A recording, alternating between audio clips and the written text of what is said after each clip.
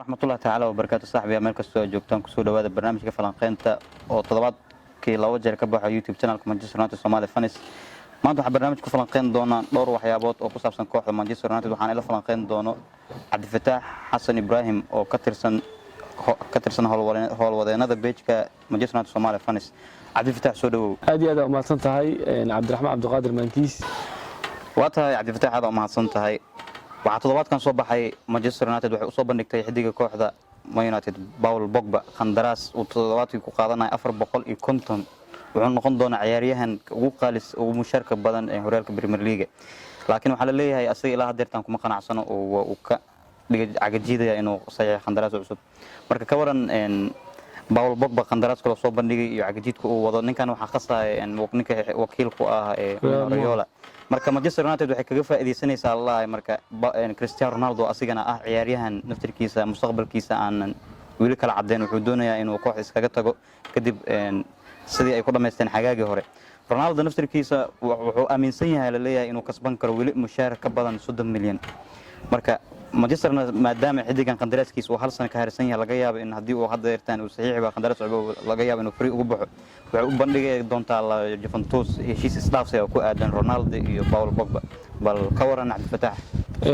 aad iyo aad Cabdiraxmaan su'aal wanaagsan waaye horta caqabada ugu weyn waxay tahay oo Paul Pogba haysato ninkan oo ah agentiga ama wakiilka waa Raiola أنا كورب ستوس وأفلقي هدي عادي عاد نكاسا وحوي على شيء شقة استوى يرتا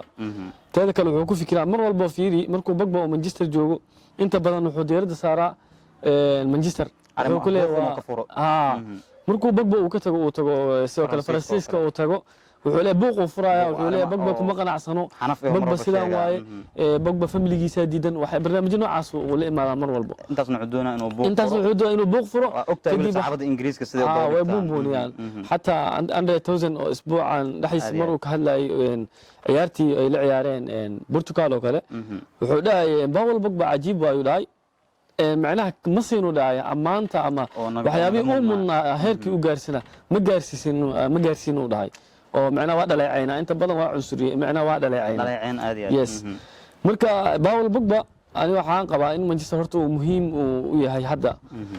waa hadii macnaha uu asaga ku qanacsan yahay qof waxa rabitaan wax walba ka muhiimsan hadii asaga uu rabo Pogba lacag walba uu qalma in la siiyo 400 konton xitaa waa ciyaaryahanka ugu mushaarka badan Premier League ay leeyihiin laakiin waxa qasab ah Paul Pogba inuu naadiga u hagar baxo oo nasiib maxaa lahayn si dacadan u dheelo marka waxa jira dad waxa jira xogo dhaliil uu keenay waxa leeyahay Pogba inuu Manchester ka saas uga hagar bixi waxa keenay wuxuu inta badan la ciyaaraa McTominay iyo Fred oo aan natural defensive midfielder aanan ahayn marka meeshaas calaam su'aal kala dadka Bruno Fernandes waxaan ognahay markuu Manchester imaanay wuxuu ahaa koox iyada dhan walba ka dunsan markuu imaanay Bruno maysan joogin kooxda Paul Scholes rangigiis oo 26 jir ah maysan joogin isla Fred iyo McTominay ay joogeen sanadkii koowaadna wuxuu ka soo qaaday kooxda kaan lixaad oo keenay oo ka soo qaadaan dhahay saddexaad oo geeyay sanadkiisa labaadna waa kooxda tartan oo galay oo kaan labaad oo geeyay marka misle leedahay taas qiimo u noqonayda ee Paul Pogba waa wakiilkana ilaa hadeertan ku dhagan oo sidii loogu baahnaa ugu magaar baxo horta markuu Bruno imaanay Paul Pogba horta dhaawac uu ahaa meeshaas ina waxyar ifiyaaraba markuu imaaday Bruno wuu kala kiciyo kooxdu wuxuu ka dhigay koox oo macna ifayso ka dhigay waa hamilo ka dhigay kaalmiye ay ku jireen xitaa uu soo macna uu ka soo qaado wuxuu keenay kaalmaha afraad aan ku dhameysanay asagoo January imaaday oo ay leeyahay caqabad ugu weyn waxay tahay Manchester United markuu ciyaaray Paul Pogba ani ahaan macna aniga iyo dad badan oo qabo way jiraan lama siiyo macnaha booska asaga uu laga rabay markuu France joogo shax oo waxa jirto ay France ay ciyaarto Paul Pogba markii Manchester uu ciyaaray waxa la leelsiyaa midfielder defensive ahaan waxa ilaali inta badan kanta ilaaliyo laakiin markii uu dheelo isheegeen France uu leeyahay free way macnaha hadda tatashay laakiin markuu Manchester joogo waxa la leelsiyaa midfielder defensive daafacan oo asi McTominay la istaajinaya oo markaas waxa free ciyaaray ninkan ilaa Bruno Fernandes marka aniga waxa qaba hadii Paul Pogba la dheesii lahaa sida France free laga dhigi lahaa oo shaxdan marba wuxuu u baahan yahay Pogba ciyaaryahan ilaaliyo oo asaga si uu xoriyad u dareemo markaas waa gool uu dhalin kara janis uu ma la awood isdhihi karaa Pogba naftirkiisa uma dul qaadan kara cadaadiska cadaadiska yes as inta badan wuxuu dhaca inuu dul qaadan kara saan waay laakiin markii wax yar buuq lagu furo waxaad moodaa in uu hoos u dhac uu keenay dareemaysa markii cadaadis yar la saaro ee saxaafadda ay pressure gareyso gartay marka bal ka waran marka heshiis dhaafsiga Pogba iyo Ronaldo maadaama Manchester waxay jeceshaa la horta inay ceshato waa dadaal walba ku bixin doontaa qaabkii ay ku celin lahayn laakiin haddii uu diido Manchester waxay rabtaa la gorgortan in Juventus maadaama Juventus ay aad u xiiseynayso Pogba inay soo ceshaan waxay rabaan lama qorshe ay kaga faa'iideysanayaan Ronaldo inay dib ugu soo celiyaan maadaama ay ka faa'iideysan naftirkiisa Ronaldo mustaqbalkiisa oo kaga tagi karo Juventus marka waxay rabaan Ronaldo inay soo celiyaan maadaama hal san uu ka harsan yahay hadduu hadda saxiix waana kooxda si bilaash uu ugu tagi karaa xagaaga soo aadan taasna dabar jabay kooxda ku tahay in xidig 100 milyan kugu fadhiyay oo haddana si free kaaga tago marka waran marka isdhaafsiga waa haddii macnaha oo la horiyo ay noqoto waa lagu qasbanaanaya oo Pogba uu diido inuu heshiis saxiixo Cristiano Ronaldo waa ciyaaryahan oo remarkable player cajiib ah waaye waa mar walba Ronaldo waxa arkaysa gool uu dhaliyo history uu sameynaya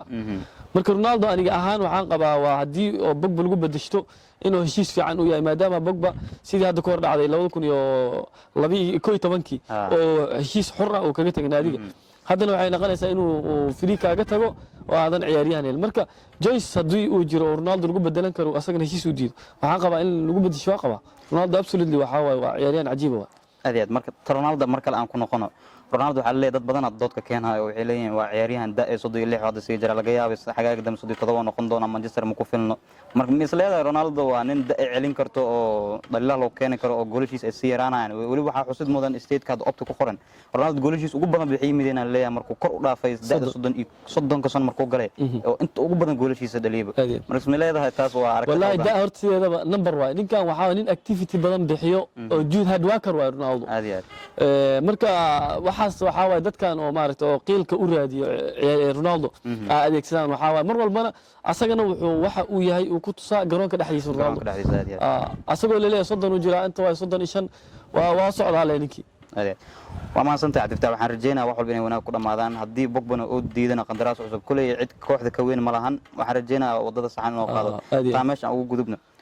waxaa isbuuca sigana la shaaciyay Marcus Rashford istaan la socono waa mid kamid ah lafdhabarada kooxda boos joogto ka haysta shaxda macallin Solskjaer wuxuu asiga xaqiijiyay xataa in qalin uu mari doono taasoo ka dhigan in xil ciyaareedka bilowgiisa uu markuu Euro markuu dhamaado waa xaqiiqo oo xil ciyaareedka bilowgiisa uu soo gid karaa marka misleedahay Solskjaer waxa haddana ku soo furmay biyo kala ku soo furmay maadaama uu hadda xalinayo booska ka taagnaa right winger oo Sancho oo hadda wada hadal kula jiro misleedahay qalinku mari doono Rashford saameyn ku yeelan kartaa bilowga ciyaareedka way ku yeelan kartaa of course marka waxa booskiisa hadda haddii Rashford horta laacib ay kooxda ay ku tiirsantaa waay season-kana wuxuu ku lug yeeshay waxaan jeclahay inay tahay 36 meelahaas waa markii uu geeliyay waa 36 uu ka gacan geystay 36 gool ay 30 abaaf oo 30 wax ka badan uu ku lug yeeshay marka waa dareemi kartaa laacib markii uu 30 iyo wax gool uu ku lug yeeshay heerka uu naadiga ka joogo ma dhahayno Rashford maxaa la wax saameyn ku yeelan doonta way ku yeelan doontaa laakiin waxa laga yaabaa maadaama xil ciyaareedkan uu cusub yahay in booskaas xitaa uu Greenwood iyo Martial iyo macnaha uu iska basaray Martial ay taalam su'aal dul taagan oo waxa la leeyahay Manchester waxay ku raadinayaan in amaah ay ku bixiso maadaama asiga number 9 uu jecel yahay Solskjaer uu kala doortay number 9 ka xagaag soo aadan waa Cavani hogaamin doono marka Manchester waxay rabtaa amaah inay ku bixiso haddii dalab macquul ay ku fasaxi kartana ay heshan ay iskaga fasaxdo ani waxa warkaas still waxa way waa shakiya ka qaba uma maleynaa inuu sax uu yahay marka haddii xitaa Cavani uu dheelo baag ama una qanaya qofka bedel ku soo galaya ama la isticmaali doono qanaya Martial Greenwood hadda loo booskaas la tababar doona maadaama uu yahay ciyaaryahan kaga fiican marka lagu jiro xerada ganaaxa xagga dhameystirka aad waa natural finisher ay dhacaan waxa waa qof dabiici ah waxaan waa qof waxa jir moogtahay oo si oo natural ahaan ama dabiici ah goosha u dhameestiray dadna waxa gooshi oo weyn aysan dhameestirin markaan u soo laabano Bontig bal ka waran marka Rashford arinta Rashford saameyn way ku yeelanaysaa laakiin haddii Ole Gana uu isbasareyn karo oo Martial iyo markaas waa solution way u noqon kartaa maxaa la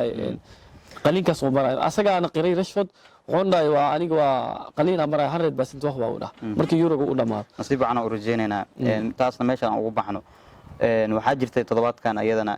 Sancho in Manchester aad ugu sii dhawaanaydo oo waliba xataa asiga heshiiska uu la gaaray oo mushaarka uu qaadanay xataa la sheegay marka misleedaha Manchester hadday dhamaystirto heshiiskan sida loo badanayo 90% Manchester waa cadaadis saaran reer Glazer waxayna rabaan inay iskaga dul qaadaan taageeraalka cadaadiskeeda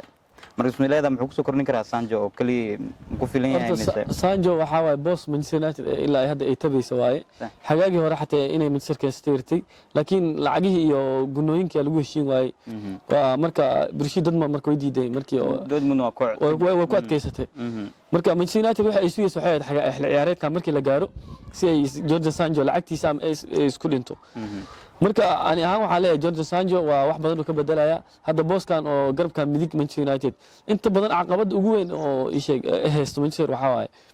booskan oo garabka midig ma jiro ciyaaryahan hadda yartanaani kadib oo si fiican u dheelaa lagu cadaadiyay oo leeyahay ashleeyaan waa lagu cadaadiyay ma leeyahay maanta number 10 oo inta meesha Sancho waa ciyaaryahan orod badan oo la ciyaari karo marka fiiriso Cavani iyo isheeg Bruno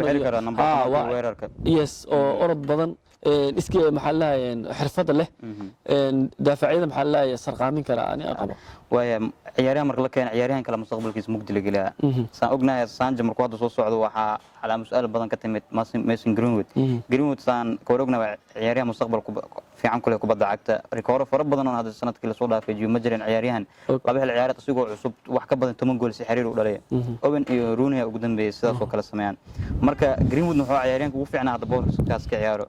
marka maxaa is leedahay ka waran Cavani uu sii joogo oo Manchester waba sii qorsheystay number 9 kiis waay ma u dambeyn karaa is leedahay mustaqbalka horta Greenwood asaga waxa waxyaabaha oo macnaha oo in aan kooxda lagu dirin waxyaabaha aniga u cagsanayo cuskanayo waxa kamid ah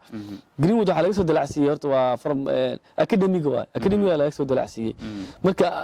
ani ahaan still ilamaha inuu shakil gelina ugu yaraan waxa waa حتى اللي حدا كان لك يانو إنه ديلا قصب أخ رد قال محتاج سيد قالوا أصلا مركو حقونا قناة جالن جونا قناة ومشي وسكسو بندق الهوا كوحنا إنه ترتن كشمرو ومهم صح وكوح ما بصول شيء وبطوش أو دراتوس ده وعبد أبانا أنا ترتن قال أبانا مرور بيننا هي سنة شهرين أو في عن وهي هي إن طلبات كان إسلاميشان جديد وحالة شاعية إن هريالك إسكواتك هريال بريمير ليج أو مانشستر يونايتد وحال تاجريالك مركز أدي فالعلم في عنك السماء أد وفربنا وحال ده وجدول كوف عنا هريالك هيستين ما دام كوح إسكان نورمال لجو أدي وليدي ساد كفران دون تكدي من كوح حيرة حق دونا بالكورن جدول كاس قلت جدول كلاسية مانشستر يونايتد وحا حسد موضا مركاترتن كجرت هدي أبدي سومات تشيجي شنت كون أورس مش بعضها هسه ولا قاب بقى وضدك في جنان هذا بعض بدنا الرسالة لا تاسوي ساعدين كرتا ويساعدين كرتا دوسن إسكا سارن دون أولي ها جالس كوف على وهستا هدي مانشستر يونايتد دورت وحياة عقبها هستا حاكمها إيه حلسوا بوسيشنة مانشستر يونايتد كليدت سيدا ولقنا حاكمها دافع على حق هدي بوسي دفاع دافع على حق يشيك سنترال للعيارسيو يشيك قد كان دحين بربورية صايع إن لهلو هدي معنا لباس بوس لحاليو سانجو نو كينو استيلو عقبة مانشستر يونايتد وإنه كقولي سكرتو يا ترتمال طبعا إنه كان كلام مركا هذا كل كورة ليديس وكل الأعضاء وهاي أو ريفال أو محلاي مركا بريشر لكن وحاول لنا إني سعيد ما دام أولترافورد تاجرياش دي بقصوا لهم دونات معنا التقوح لنا معنا هم يجي لنا عياريان محلاي إيشك وحيوتها ممتع مركي تاجرياش يسوون في عالم أنا هلين محلا أد وحيسة أو تاجريال كفاني أصلا شيء وحيابا وسنة كان صحيح هي شيء كورين تكملت إنه تاجرياش وكهر عيار وأصيغا بالله أنا جو إله حماتي ولا أنا إسكاجة تاج أنا جو تاجريال كسودوين كهلين وما صنت عبد الفتاح وحالكان نوغو سو dhamaad barnaamijka falanqeynta toddobaadkan ku qaadal dhigeen lamaan waxyaabaha ku hareersan kooxda Manchester United barnaamij maanta waxa la falanqeynaa sida horeyda ugu sheegay Cabdi Fataax Xasan Ibrahim oo ka tirsan beejka Manchester Somaliland Fans barnaamijkan oo kale inta aan ku kulmi doono sidaas nabadgelyo wassalaamu calaykum waraxmatullaahi ta'ala wa barakaatuh